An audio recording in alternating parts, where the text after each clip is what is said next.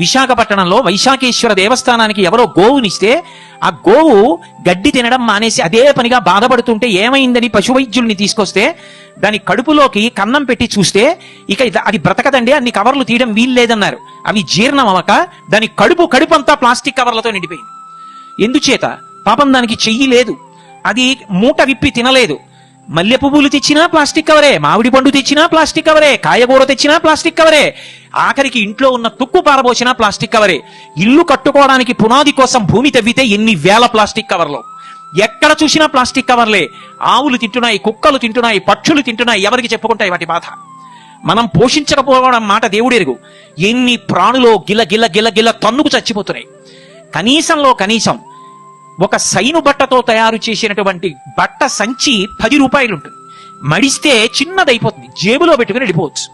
ఓ చిన్న సంచి పట్టికెళ్ళి కావలసిన వస్తువులను అందులో తీసుకురావడానికి కూడా ప్రభుత్వం పరిశీలించి ప్లాస్టిక్ కవర్ పట్టికెళ్లిన వాడి మీద అపరాధ రుసుము వేస్తే తప్ప మారరు అన్న స్థితి వస్తే దేశం ఎప్పటికి బాగుపడుతుంది?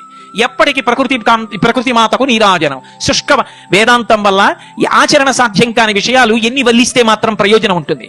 ఒక్క కుటుంబంలో ఒక్క వ్యక్తి నేను ప్లాస్టిక్ కవరిక నా జీవితంలో ముట్టను అని చేతి సంచి పట్టికెళ్లడం. పూర్వం ఇంట్లో చేతి సంచి తీసుకొచ్చి పెట్టేవారు. నాన్నగారు దుకాణానికి బయలుదేరితే కొడుకు గబగబా తీసుకొచ్చి చేతి సంచి అందించేవాడు. ఆదివారం వస్తే తల్లి చేతి సంచి ఉతికి అన్ని బట్టలతో పాటు ఆరేసేది.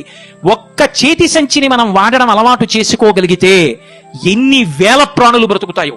ఉత్సవాల పేరు చెప్పి ఎక్కడ పడితే అక్కడ ప్లాస్టిక్ తోరణాలు కడితే రేపు పొద్దున్న అవన్నీ భూమిలో పడిపోతే, భూమిలోకి అవి శిథిలం కాకపోతే, ప్రాణులన్నీ తిని మరణిస్తుంటే ఆ పాపం మనది కాదా? ఆ పని ఏ ప్రాణి చెయ్యదు. ప్లాస్టిక్ కవర్ పట్టుకుని కుక్క వెళ్ళదు, పిల్లి వెళ్ళదు, పంది వెళ్ళదు, నల్లి వెళ్ళదు, నక్క వెళ్ళదు. నేనే పెడుతున్నాను.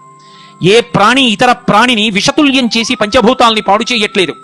నీరు నాది, నిప్పు నాది, భూమి నాది అని పంచుకుని పాడైపోతున్నది ఎవరైనా ఉంటే మనిషి ఒక్కడే. మిగిలిన ఏ ప్రాణులు ఇలా పంపకాలు చేసుకోలేదు, దెబ్బలాడుకోలేదు. ఇది నాదన్న మాట వాడలేదు.